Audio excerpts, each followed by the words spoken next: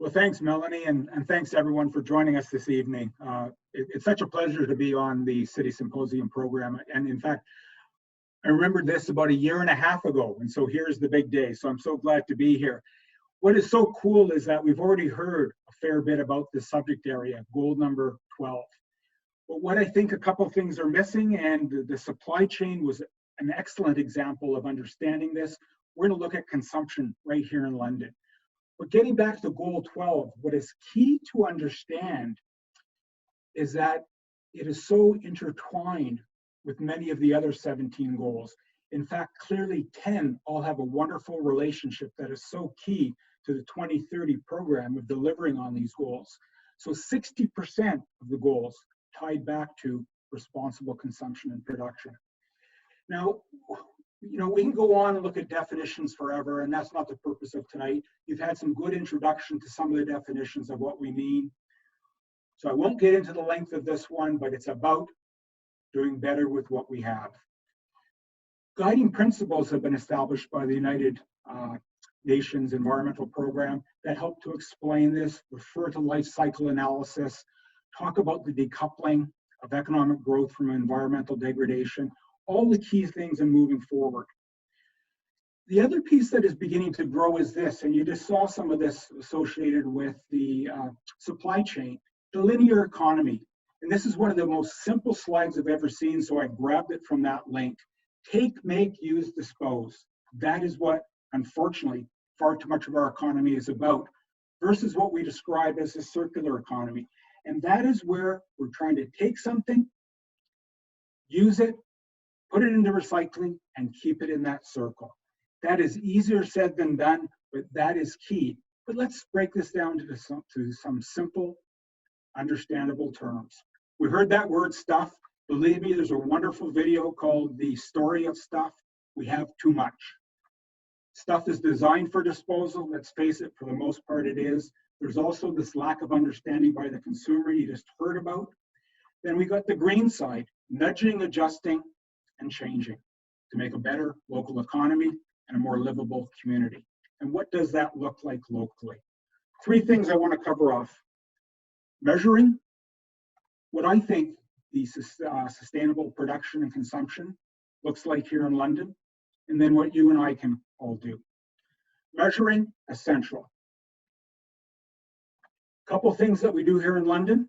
When we understand what we measure, we can take action. When it comes to solid waste, about a ton per person is produced here in London. Across the residential sector, what you and I put out at the curb, or perhaps down the chute in a multi-residential building.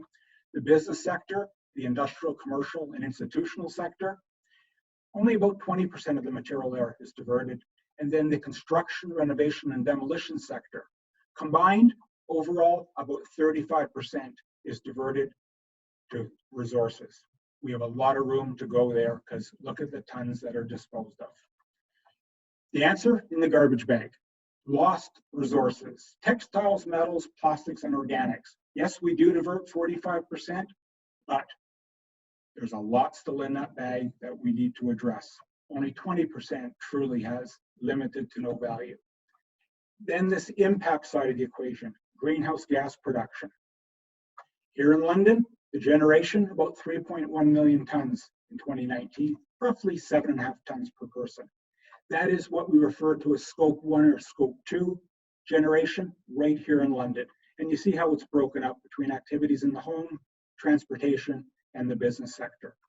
But when you bring in that supply chain, what you see is our numbers pretty much double. This is the impact from a greenhouse gas perspective we must have a better handle on, the consumption and the connection with greenhouse gas. So what does it look like here in London? Well, I'm going to get into a couple examples and then it's up for you to judge. How are we doing? Is it strong and growing? Does it require more action and involvement? Or does action need to start in the first place? That's not for me to discuss tonight. It's for me to highlight, though. There's a lot of good stuff going on in this community. A lot of local reuse and recycling businesses. These are well-established brands in this community doing a wonderful job, and many not even on this screen. You then look at a couple good examples. grocery stores and other sort of food producing locations. And you heard that in the last presentation, food waste. Well, these are the groups that are trying to put an end to that. One particular example, and you got a couple not-for-profit groups working alongside these grocery stores. One particular example is called Community Refresh. 20 participating grocery stores alongside the London Food Bank and the City of London. And this is a look at what has been accomplished in about 3.5 years. 457 tons of food rescued, no longer sent to landfill. That actually has avoided 1,160 tons of greenhouse gas per year, because of course we have not had to buy that food, and the value of that food saved about $2.5 million. Those are big numbers in my opinion, right here in London. The provincial government has just released a key piece of draft legislation. It's a regulation actually, on October 19th. It is going to change how blue box and blue cart recycling operates in this city and across the province, because the producers are taking responsibility for the end of life and determining how they're going to reuse or recycle these materials. It'll all be paid for by them. They're the owners of those products and packages. The city, yep, we've got a lot of good work going on and a lot still to get started. 21 big actions as part of our 60% waste diversion action plan, highlighted in sort of the area of recycling, doing more. Organics, we got a lot of work to do there, from food waste avoidance right through to the implementation of the green bin, and of course reduction and reuse and reduce initiatives and policies. A couple of key examples. Some of you have seen this before, and I will continue to use this slide until people truly understand how much food is being wasted, food that is avoidable, and the cost of that food in the garbage. Shocking. $450 to $600 per household per year. You take that over the entire city, $80 to $100 million of food tossed into the garbage that could have been avoided. Heck, if we only got 10% of that out, look at the money that would be left in our collective pockets, $8 to $10 million. Textiles, doing a wonderful job of what half are no longer heading off to disposal. However, the half that are, look at the contribution to greenhouse gas generation globally, 51,000 tons. A car, for example, each year produces about 5 tons. Your your hot water heater at home, about 1 ton of greenhouse gas per year. So it just shows you globally the consequences of disposing of textiles. Here in London, working with our partner up at Western University and many other businesses, we have the London Waste Resources Innovation Centre tackling a number of these challenges today and looking into tomorrow. So what can you do? So I can kind of wrap up my 12 minutes, although I'd love to have a lot more time to chat with you. It's get involved, you, me, and everyone in between. Let's face it, it's going to take all our efforts to succeed in this. I always like to use a couple terms for community leadership: be educated, be wise, share knowledge. And what I like to do right now is just highlight some of that, to hammer home some of these ideas on consumption.